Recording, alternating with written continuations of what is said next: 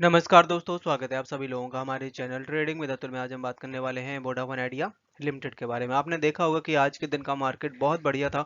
Nifty 50 में करीबन 250 point तक की तेजी बनती हुई देखी गई, बट अपने शेयर में लगा है 5 से 4% तक का लोअर सर्किट।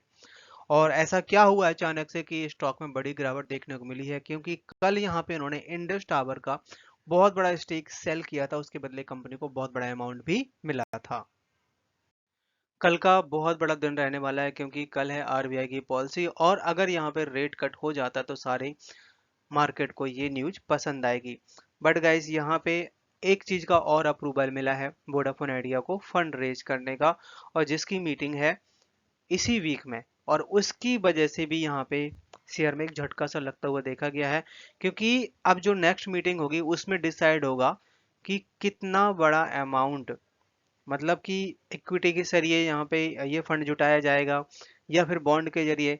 बट गाइस, यहाँ पे जो ये फंड जुटाया जा रहा है, यहाँ पे भी एक अप्रूवल जो मिला है वो थोड़ा मार्केट को पसंद नहीं आया है।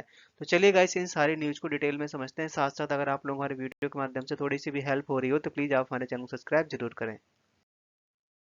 आज का मार्केट बहुत बढ़िया था। आप देख सकते हैं निफ्टी 50 है जो कि करीबन 250 पॉइंट तक बढ़ता हुआ देखा गया है। बैंक निफ्टी है, करीबन 336 पॉइंट तक की तेजी बनती हुई देखी गई। आईटी में आज के दिन सबसे अच्छी तेजी बनी है, करीबन 860 पॉइंट की। और स्मॉल कैप का इंडेक्स है जिसमें 90 पॉइंट्स की तेजी बनती हुई देखी गई।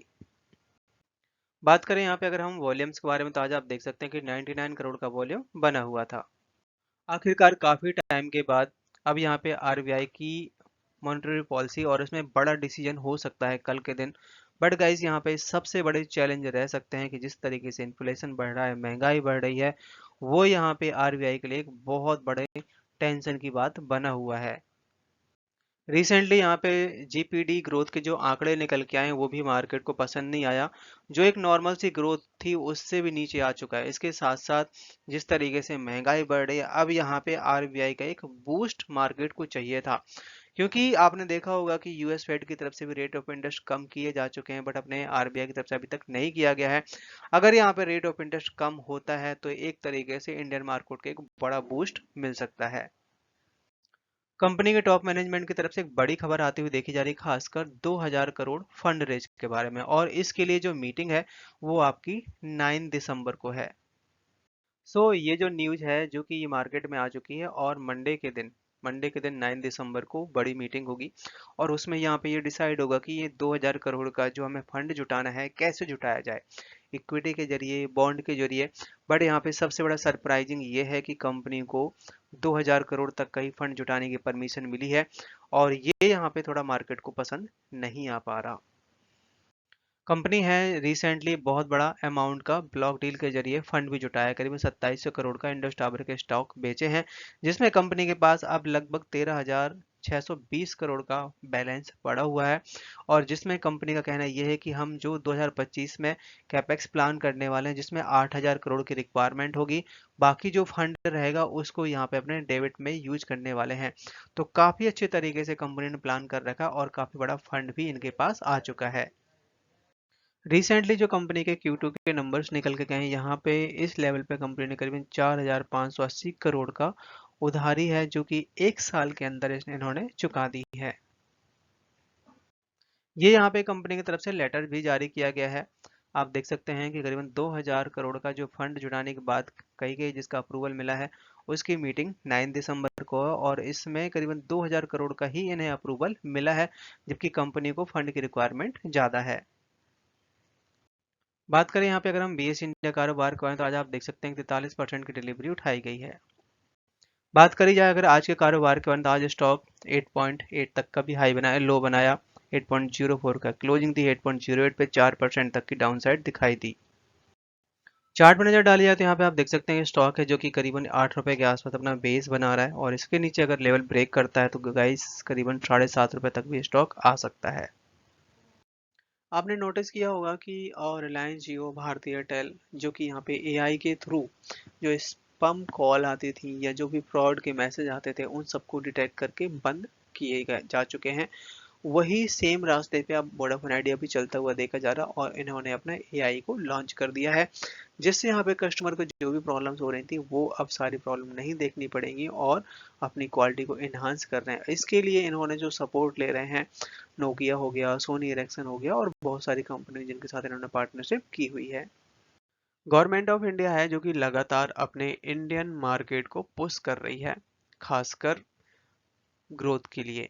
आपने देखा होगा कि कुछ इंसेंटिव इस तरीके से लेके आए हैं कि अगर इंडियन मार्केट में अगर हम मैन्युफैक्चरिंग की जाए टेलीकॉम के, डिफेंस के, तो कॉस्ट बहुत कम हो सकती है और काफ़ी हद तक हम लोग उसमें कामयाब भी हुए हैं। आपने देखा होगा कि डिफेंस के जितने भी शेयर थे बहुत रैली आई है, क्योंकि उसमें गवर्नमेंट ऑफ इंडिया के पास बहुत सारे ऑर्डर भी आ रहे हैं उसके चलते। क्योंकि जाहिर सी बात है, अगर हम यहाँ पे अच्छा काम करेंगे और प्रोडक्शन वाइज और क्वालिटी वाइज तो बाहर से ऑर्डर आ रहे हैं और उसके चलते बहुत ज़्यादा तेजी भी हुई है।